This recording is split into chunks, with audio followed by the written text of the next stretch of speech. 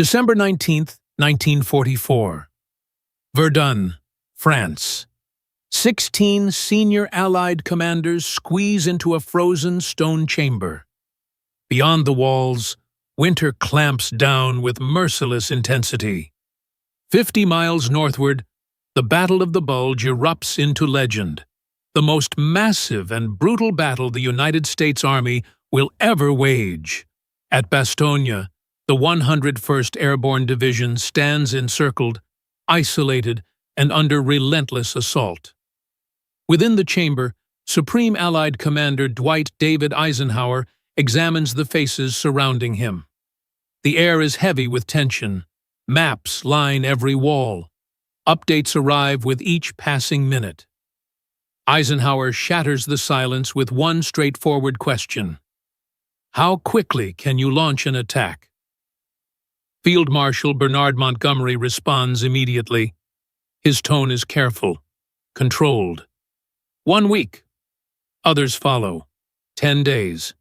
Perhaps more. Then George Smith Patton Jr. stands from his seat. I can launch an attack with 3 divisions in 48 hours. The chamber falls dead silent. Nobody answers. Nobody even shifts. Omar Bradley fixes his gaze on Patton in utter disbelief. To Bradley, it resembles insanity. Patton's complete Third Army faces eastward, driving hard toward Germany. To arrive at Bastogne, Patton must pivot 250,000 soldiers, rotate them 90 degrees, advance through icy roads, scarce fuel, and savage winter conditions, then execute an uphill attack directly into massed German tanks. It appears impossible. Yet 7 days afterward, on December 26th, Patton's armor pierces German defenses and arrives at Bastogne. And when that happens, Omar Bradley utters words he will carry forever. This is that account. December 18th, 1944. Nightfall. Lieutenant General Omar Nelson Bradley occupies his command post at Luxembourg City, studying reconnaissance files scattered across his workspace. With every hour that passes, his anxiety deepens. For 2 days straight, German troops have been pouring through the Ardennes forest, a region Allied intelligence had decisively ruled out as terrain for any significant offensive. That judgment now crumbles. The magnitude of the German assault is overwhelming. More than 200,000 German soldiers, backed by nearly 1,000 armored vehicles, have crashed into the thinly defended American 8th Corps position. Entire formations are dispersed. Radio links are severed. Leadership structures are disintegrating under strain. Some American divisions have essentially ceased operating. Others resist stubbornly, withdrawing westward piece by piece. Bradley lifts the telephone. He contacts Lieutenant General George Smith Patton Jr., commander of the United States Third Army positioned to the south. The exchange will be recreated in cinema later, but no recreation will truly convey the authentic tension of this instant. Brad, I've secured a bridgehead over the Saar, Patton states with enthusiasm. We're pushing into Germany. Third Army has been battering German positions for weeks. Finally, Patton has achieved a penetration. He stands ready to release the rapid, sweeping armored maneuvers that built his reputation across France months before. Wait, George, Bradley cuts in. Bradley describes what unfolds to the north. A tremendous German assault. Complete American divisions overrun. The line collapsing more quickly than anticipated. Bradley requires Patton to redirect the 10th Armored Division northward immediately to stabilize the failing position. Patton resists. Without the 10th Armored Division, he cannot capitalize on the penetration at Saarbrücken. Weeks of savage combat would be squandered. Momentum would vanish. But Bradley remains firm. The circumstances are too critical. Eisenhower has commanded all senior officers to convene at Verdun by dawn for an urgent conference. When the conversation concludes, Patton does something crucial. Despite his disappointment, he recognizes this is no minor German thrust. His intelligence officer, Colonel Oskar Koch, has been cautioning for weeks about increasing German force accumulations opposite the Ardennes. Patton had earlier dismissed those cautions. His army faced eastward and southward, not northward, but Koch's analytical approaches have demonstrated reliability previously. Patton assembles his senior staff. The Germans have initiated a major assault through the Ardennes, he informs them. Eisenhower requires us in Verdun tomorrow. I anticipate we're going to receive orders to pivot northward and strike the German flank. Uncertain looks pass around the chamber. Rotating the complete Third Army 90 degrees while maintaining combat readiness would be an exceptional undertaking. Begin preparations, Patton commands. I need 3 operational plans, 1 utilizing 3 divisions, 1 with 4, 1 with 6. I need them completed by dawn. Some of his officers suspect he is being excessively hopeful. Certainly nobody will require such a massive movement on such brief notice, but Patton grasps something many commanders miss. In fluid warfare, velocity defeats perfection. The German assault is catastrophic for the Allied formations caught in its sweep, but it simultaneously presents possibility. If Third Army can rotate swiftly enough, it can crash into the vulnerable German flank, while enemy troops are extended thin and advancing westward. Throughout the darkness, Patton's staff labors without rest. Ardennes charts cover the tables. Transportation networks are traced repeatedly. Fuel calculations are redone. Movement directives are written and rewritten. The logistical challenge is immense. Relocating hundreds of thousands of soldiers, tens of thousands of machines, and mountains of equipment through frozen landscape borders on impossibility. Simultaneously, Bradley confronts his own moment of truth. As commander of 12th Army Group, final accountability for the Ardennes position falls to him. He accepted intelligence evaluations characterizing the area as stable. He stationed inexperienced divisions there to acquire combat exposure. Those choices now seem disastrously mistaken. December 19, 1944. Dawn. Verdun, France.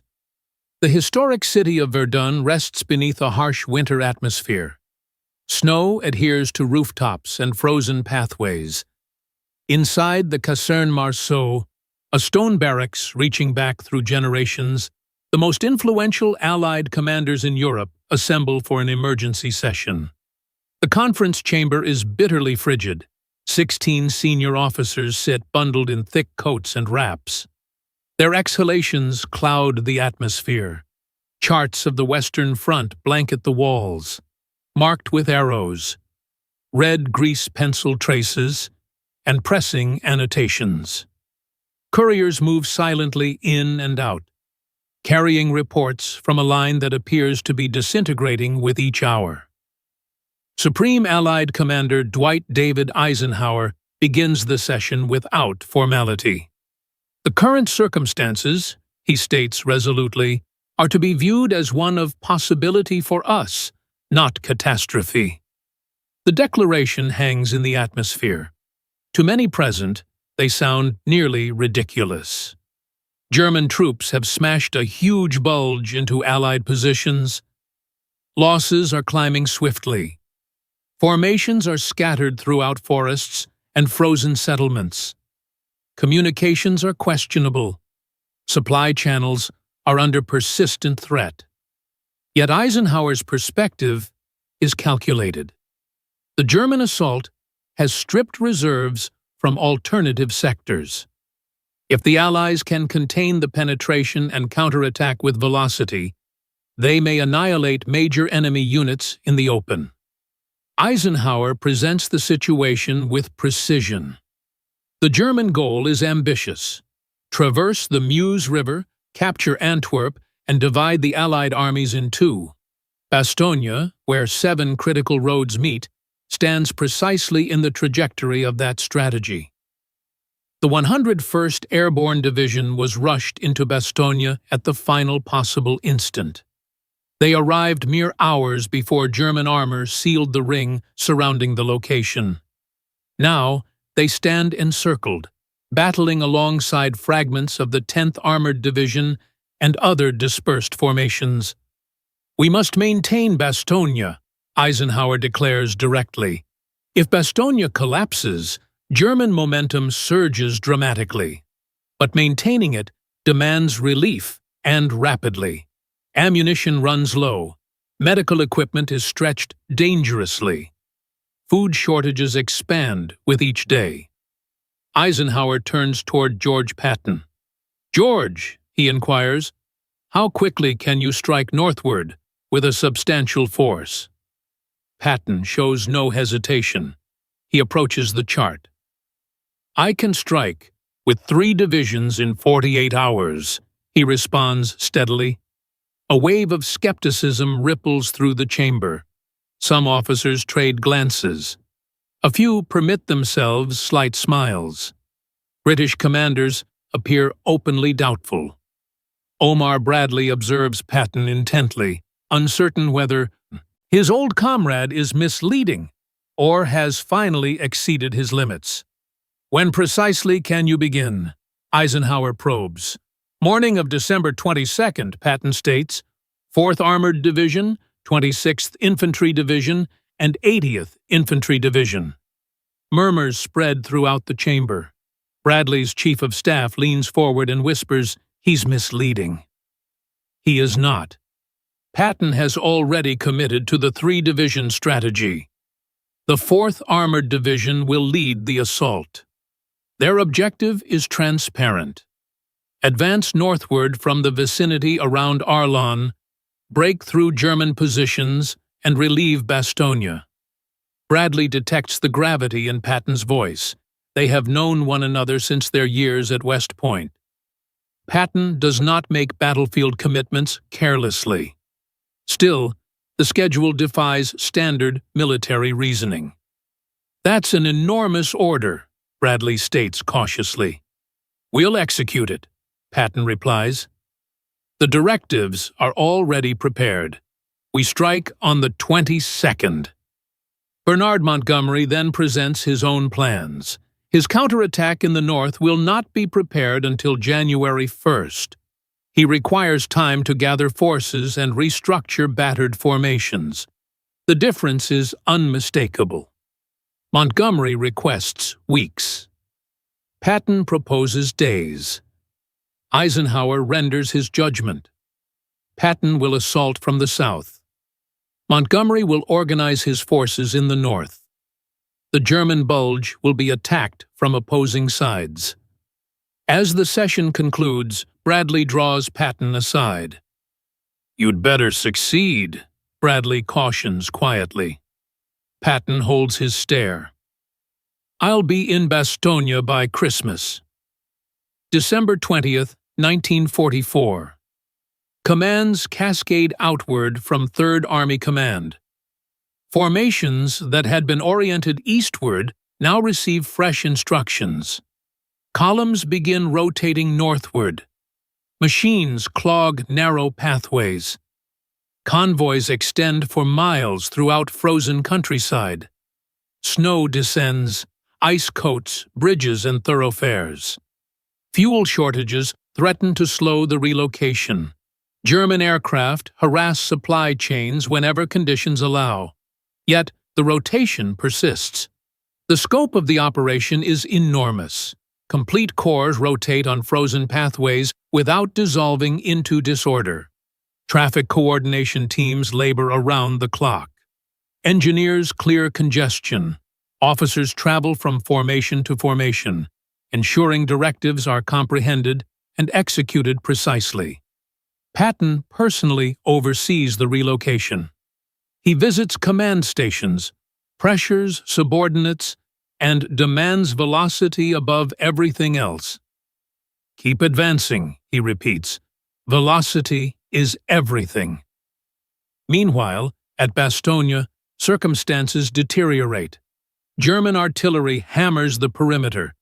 Infantry probes test American positions day and night. The encircled soldiers dig foxholes into frozen earth. Medical staff operate without adequate equipment. Wounded soldiers lie wrapped in blankets, awaiting evacuation that cannot arrive.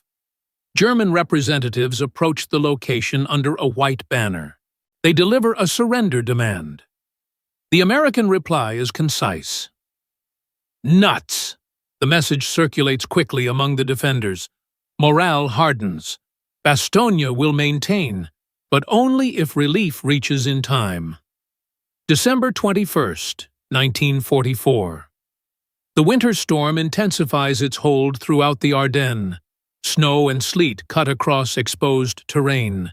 Visibility plummets to near zero. Pathways become sheets of ice. Machines slide into ravines. Engines freeze. Soldiers battle exhaustion as much as the adversary.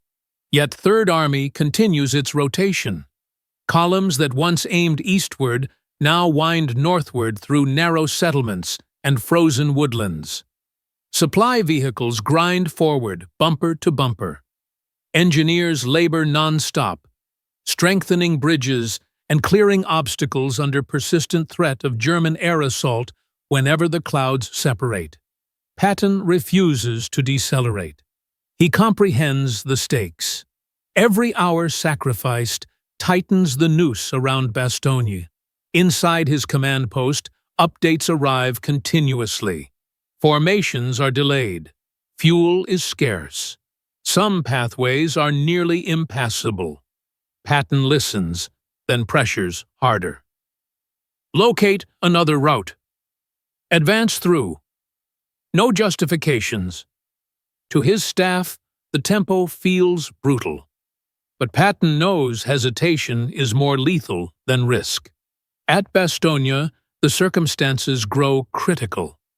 Artillery fire pounds the American perimeter without pause.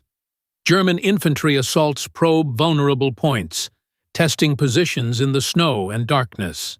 Paratroopers of the 101st Airborne combat from foxholes carved into frozen earth. Ammunition is rationed. Medical equipment is nearly exhausted. Wounded soldiers are treated in cellars and improvised aid stations, frequently without anesthesia. Food is limited. Sleep is even rarer. Yet discipline maintains.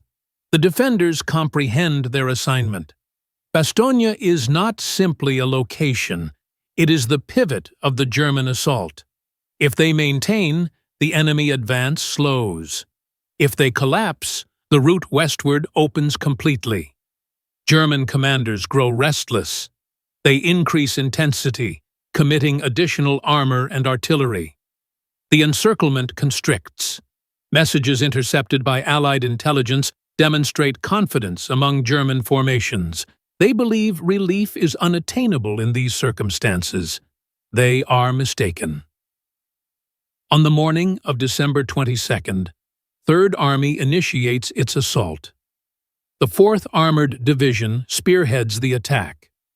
Tanks grind forward through snow-blanketed terrain. Engines thundering against the cold. Infantry follows in close proximity. Artillery formations struggle to maintain pace, hauling weapons through mud and ice. German opposition is fierce. Roadblocks materialize suddenly. Anti-tank weapons open fire from hidden positions.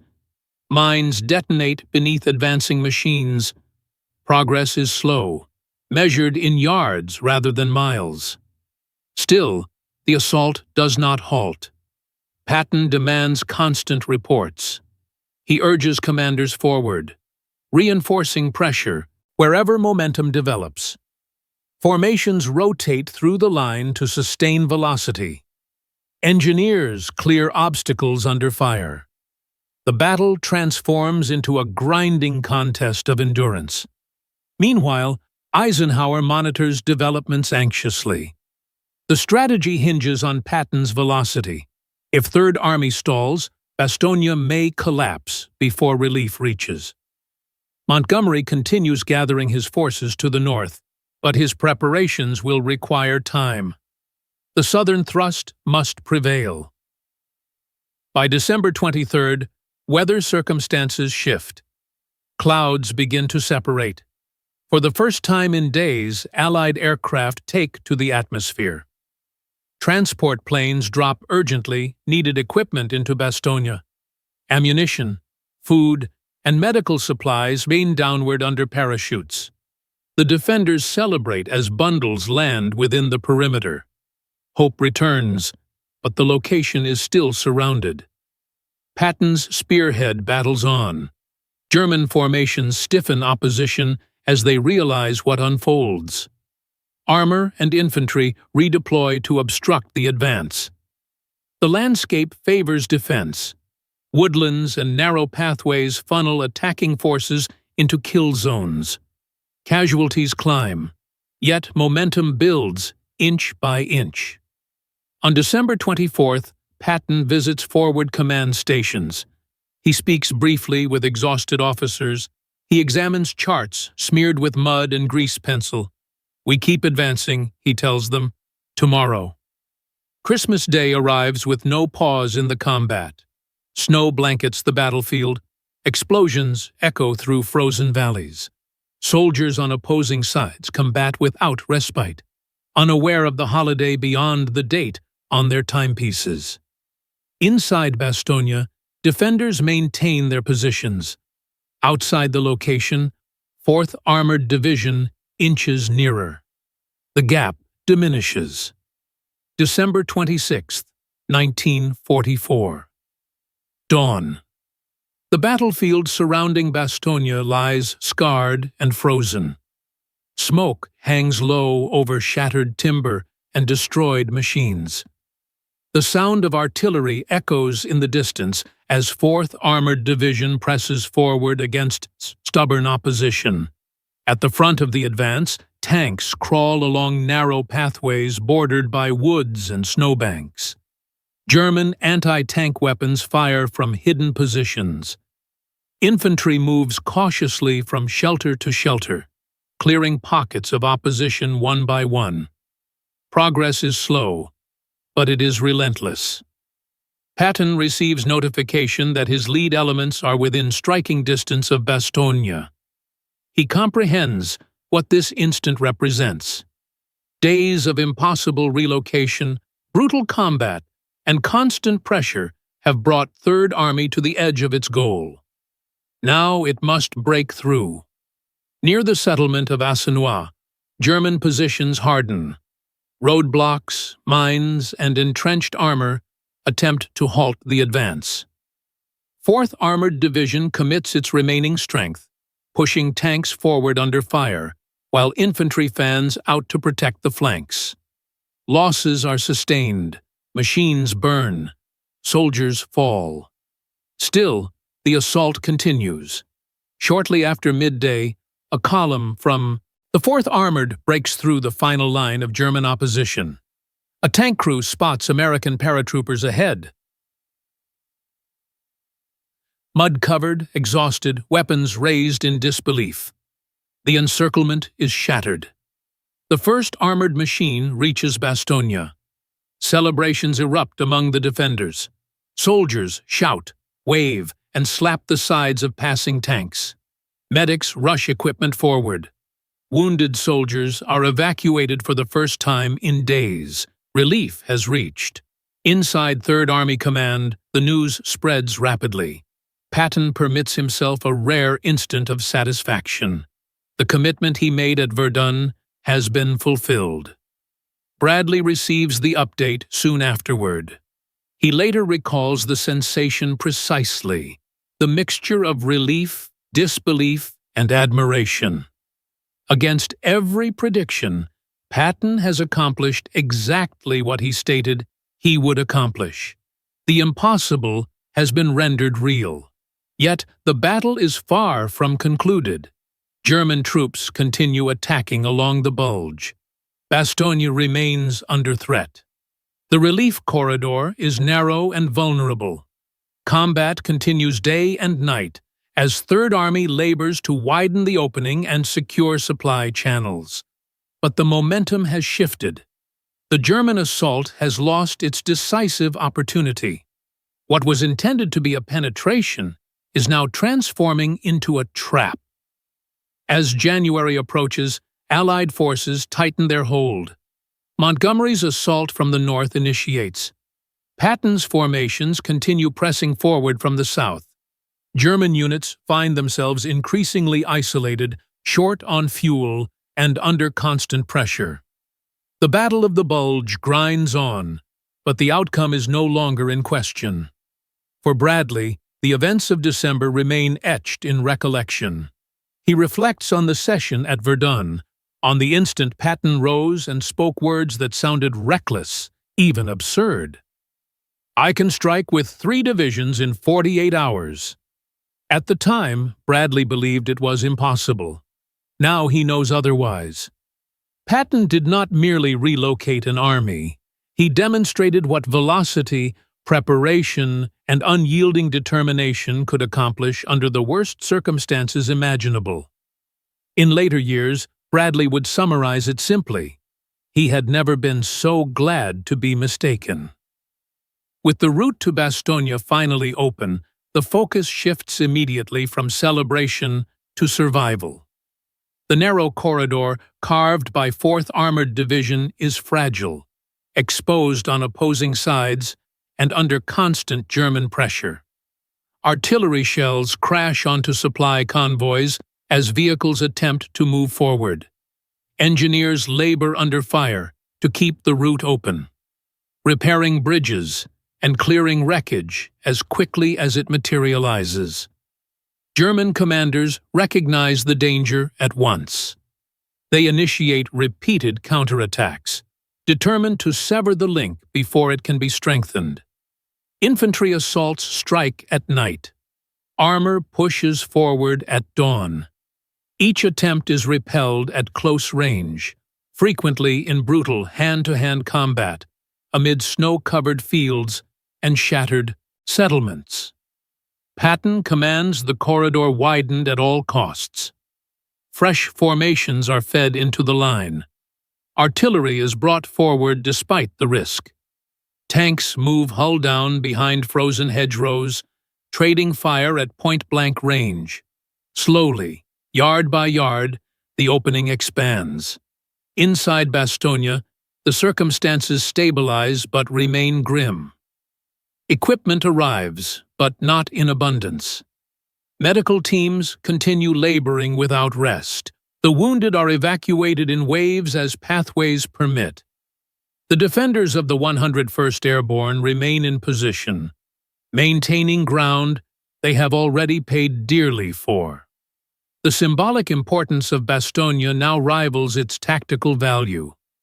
Throughout the Allied line, the account spreads. Patton has reached.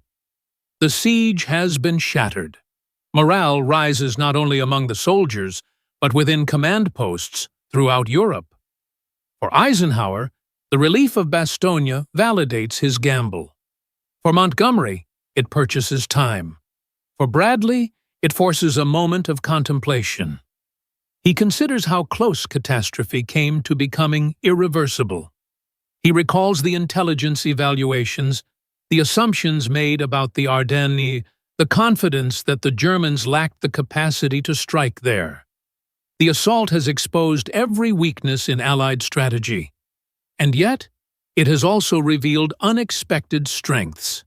Patton's operation becomes the defining example. Not merely the velocity of relocation, but the foresight. The preparation completed before the command was ever issued. The willingness to prepare for a possibility others dismissed. Bradley recognizes this truth clearly. Patton did not prevail because he was reckless. He prevailed because he was prepared. As January advances, Allied forces continue squeezing the German Bulge from north and south. The weather deteriorates again, grounding aircraft and slowing advances. Combat settles into a grinding war of attrition. German formations begin to exhaust fuel. Tanks are abandoned. Artillery falls silent. Prisoners report confusion and collapsing morale. The grand assault promised by Hitler is bleeding itself dry in the snow. Patton presses relentlessly. He drives his soldiers hard, knowing the adversary cannot recover if pressure is sustained. Assaults continue without pause. Settlements change hands repeatedly. Casualties climb on opposing sides. But the direction of the war is now unmistakable. By mid-January, the Bulge is nearly erased. The German gamble has failed. What was intended to split the Allied armies has instead accelerated Germany's collapse in the West. For Bradley, the recollection of Verdun remains vivid. He remembers the cold chamber, the charts on the walls, the impossible declaration spoken with calm certainty. In that instant, he doubted. In the aftermath, he comprehends. Patton's achievement is not just tactical brilliance. It is a lesson in command, in preparation, in decisiveness, in understanding that war does not wait for perfect circumstances. It rewards those who move first. As the combat drags on into the latter half of January, the battlefield throughout the Ardennes becomes a landscape of exhaustion. Snow-covered woodlands are torn apart by shell fire. Settlements are reduced to rubble. Pathways are clogged with destroyed machines and frozen bodies. The momentum that once fueled the German advance has fully evaporated. Allied pressure does not ease. Patton continues driving Third Army forward with relentless urgency. He comprehends that allowing the adversary time to regroup would be dangerous. Commands emphasize constant contact. Formations are rotated only when absolutely necessary. Artillery fires without pause, hammering retreating German positions day and night. German opposition weakens steadily. Fuel shortages cripple armored formations. Tanks are abandoned where they stall. Infantry units are forced to retreat on foot, through deep snow with little food or ammunition. Prisoners taken during this period describe confusion, broken command chains, and growing despair. What began as a bold assault has turned into a desperate struggle for survival. For Eisenhower, the outcome confirms his perspective at Verdun. The circumstances had been dangerous, but they were never hopeless. The German army expended its final operational reserves in the Ardennes. Those losses cannot be replaced. For Montgomery, the delayed northern counterattack finally moves forward, meeting Third Army's push from the south. The Bulge collapses under pressure from opposing directions. German troops withdraw toward their original positions, battered and diminished. For Bradley, contemplation deepens. He revisits the critical choices made before December. The intelligence failures, the assumptions accepted without sufficient challenge. The belief that the Ardennes was stable enough to hold inexperienced divisions. Those errors weigh heavily. But so does the recovery. Bradley recognizes that command is not defined by perfection, but by response. Mistakes are inevitable. What matters is how quickly they are corrected, and whether leaders are willing to act decisively when reality changes. In that regard, Patton's role stands apart. Bradley acknowledges that few commanders would have attempted such an operation, let alone succeeded. Fewer still would have prepared in advance for a command that had not yet been issued. Patton had accomplished exactly that. The Third Army pivot becomes a case study within Allied command circles. Staff officers analyze it in detail. Traffic coordination, logistics, command discipline, and planning depth are examined and documented. The lesson is unmistakable. Velocity is not chaos when it is prepared. As winter drags on, the Western Front stabilizes once more. The Allies regain the initiative permanently. German troops are pushed steadily eastward, never again able to mount a comparable counteroffensive in the West. The route to Germany is open, yet for those who lived it, the recollection of December remains dominant. The cold, the uncertainty, the instant when everything seemed on the brink, and the instant when one improbable commitment changed the course of the battle. In the weeks that follow the collapse of the German assault, the full significance of what occurred begins to settle throughout Allied command. The Ardennes is no longer a place of panic, but of reckoning. Reports are compiled. After-action reviews are written. Commanders revisit every hour of those critical December days. The numbers tell a brutal account. German losses are staggering. Tens of thousands of soldiers are killed, wounded, or captured. Hundreds of tanks and machines are destroyed or abandoned. Fuel shortages cripple any hope of renewed momentum. The assault that was meant to turn the tide of the war has instead drained Germany of its last operational strength in the West. Allied losses are heavy as well. American formations suffer severe casualties, particularly among inexperienced divisions caught in the opening blows. But unlike the Germans, the Allies possess reserves in soldiers, equipment, and industrial capacity. Losses can be replaced. Momentum can be sustained. For Eisenhower, the Battle of the Bulge confirms the value of unified command. Despite initial surprise, the Allied response proves flexible and adaptive. Commanders are allowed freedom of action within clear strategic intent. That balance maintains under extreme pressure. For Montgomery, the campaign reinforces his belief in deliberate preparation. His northern counterattack unfolds methodically, grinding German troops down as their resources vanish. Though criticized for caution, his approach contributes to the final collapse of the Bulge. For Patton, the campaign becomes inseparable from his reputation. Among soldiers, the account spreads quickly. They speak of the impossible rotation, of the frozen pathways, of the relentless pace, of the commitment made and fulfilled. Patton does not dwell on praise. He turns his attention forward, toward the Rhine and the final drive into Germany. For him, success is not an endpoint, but a responsibility to press harder.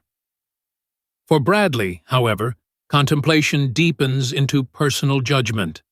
He considers Patton not merely as a subordinate, but as a commander whose instincts diverge sharply from conventional caution. Bradley has often served as a counterbalance, restraining Patton's impulses, smoothing his rough edges, preventing excess. Yet in December, restraint alone would not have been enough. Bradley comprehends that without Patton's audacity, Bastogne might have collapsed. And if Bastogne had collapsed, the cost in blood and time could have been far greater. This realization does not come easily. Bradley is a careful individual by nature. He values order, preparation, and control. But the Ardennes has shown him something undeniable. War sometimes rewards those willing to act before certainty arrives. The lesson stays with him. Years later, reflecting on his career, Bradley will return again and again to that instant at Verdun, to the cold chamber, to the charts on the wall, to the declaration that sounded impossible. I can strike with 3 divisions in 48 hours.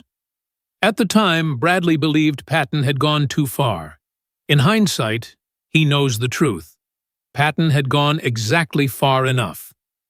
In the aftermath of the Ardennes combat, the narrative of the campaign begins to settle into history. Journalists, historians, and soldiers alike search for meaning in what unfolded during those frozen weeks. For many, the account centers on Bastogne. For others, it is about the gamble Hitler took and lost. But for those inside Allied command, the deeper lesson lies in decision-making under pressure. The Battle of the Bulge exposes the danger of certainty. Allied intelligence had been confident. Too confident. The Ardennes was characterized as stable. German troops were believed incapable of mounting a large-scale assault. Assumptions hardened into doctrine, and doctrine blinded observation. When the attack arrived, it arrived where it was least expected. Yet the response reveals something equally important. The Allied command structure bends without breaking. Authority is centralized, but initiative is decentralized. Eisenhower sets intent. Subordinates execute with flexibility. When reality changes, commands change with it. That adaptability becomes decisive. Patton's actions are the clearest expression of this principle. He does not wait for formal certainty. He anticipates possibility. He prepares quietly, without commands, understanding that preparation itself creates options. When Eisenhower asks the question at Verdun, Patton already knows the answer. That difference between reacting and anticipating defines the outcome. Bradley recognizes this with clarity only after the fact. In the instant, doubt is natural. Skepticism is reasonable. What Patton proposes violates every comfortable assumption about logistics, weather, and control. But war does not reward comfort. The Third Army pivot becomes a permanent fixture in military education. Staff colleges dissect it for decades. Charts are redrawn. Timelines analyzed. Every choice is studied not as legend, but as process. How were traffic congestions avoided? How was fuel prioritized? How were formations kept oriented amid chaos? The answers are unglamorous, but vital. Preparation, discipline, redundancy, and relentless emphasis on velocity. None of it happens by chance. As Allied troops push deeper into Germany in early 1945, the recollection of December travels with them. Confidence grows, not arrogance, but belief. The belief that even surprise can be overcome. That initiative can reverse catastrophe. For the soldiers who combated in the snow around Bastogne, the recollection is simpler. They remember the cold. They remember the fear. They remember maintaining when relief seemed impossible. And they remember the sound of engines approaching through the timber. For Patton, there is no instant of contemplation captured in speeches or memoirs at the time. He moves on, already focused on the next objective. The war is not yet won. Velocity still matters. For Bradley, the lesson is quieter, but deeper. Leadership is not about being correct all the time. It is about knowing when to trust the individual willing to move first. As the war in Europe moves toward its final months, the events of December 1944 recede from immediate urgency, but never from recollection. Within Allied command, the Ardennes becomes a reference point, a reminder of how quickly certainty can collapse, and how rapidly decisive action can restore control. Operational preparation adjusts accordingly. Commanders become more cautious in assumptions, more aggressive in contingency preparation. Stable sectors are no longer treated as safe by default. Reserves are positioned with flexibility. Intelligence evaluations are questioned more openly. The shock of the German assault has reshaped Allied thinking. For Eisenhower, The campaign strengthens his conviction that coalition warfare depends on trust. He cannot command every movement personally. He must rely on subordinates to act within intent, not wait for permission when velocity is required. That trust, tested under the worst circumstances, maintains. Patton's performance reinforces Eisenhower's belief that initiative is not a liability. It is a weapon. When used responsibly, it creates possibility where none appears to exist. Bradley, reflecting privately, recognizes how close he came to misjudging that truth. His instinct was caution. His doubts were logical, but logic alone would not have shattered the siege of Bastogne. Only movement could accomplish that. In later interviews, Bradley avoids dramatics. He does not elevate Patton to myth. Instead, he speaks of preparation before commands arrive, of being mentally prepared to act when circumstances shift without warning. The lesson, he insists, applies beyond war. When crisis strikes, those who have prepared quietly will always move faster than those who wait for clarity. Throughout Europe, American soldiers push eastward. Rivers are crossed. Cities collapse. German opposition continues, but without the coherence it once possessed. The Ardennes was the final gamble, and it failed. Behind the lines, new soldiers arrive. Old formations are refitted. Veterans speak of December with a mixture of pride and disbelief. The account spreads, growing sharper with each retelling. A frozen woodland, a surrounded location, an army that rotated in the snow. Yet, among those who lived it, the recollection remains grounded in reality. There was nothing inevitable about success. Failure hovered constantly. The margin was thin.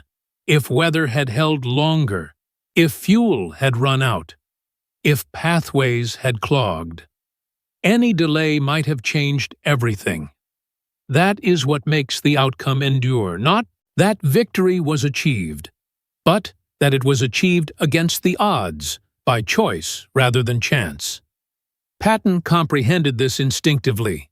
He did not wait for permission to be prepared. In the years after the war, the Battle of the Bulge becomes one of the most studied campaigns in modern military history. Charts of the Ardennes hang on classroom walls. Timelines are dissected. Choices are debated. But beneath the analysis, one instant continues to stand apart. The instant when certainty vanished and resolve replaced it. At Verdun, nobody in that chamber could truly know how events would unfold.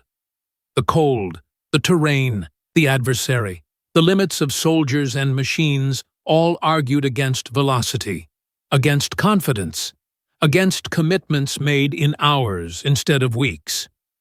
Yet history does not always favor caution. It favors those who are prepared when the instant arrives.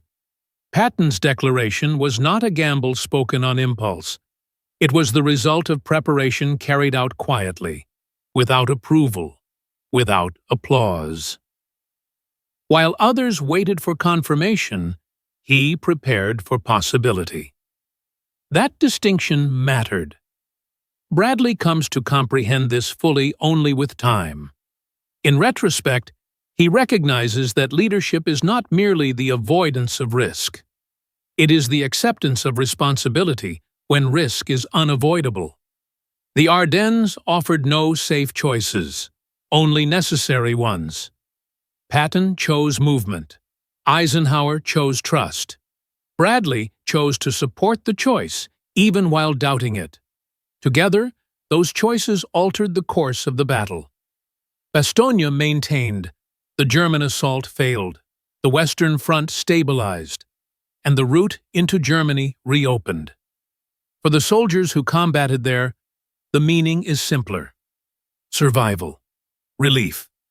The knowledge that they were not abandoned. For commanders, the lesson is enduring. Preparation creates velocity. Velocity creates possibility. Possibility decides outcomes.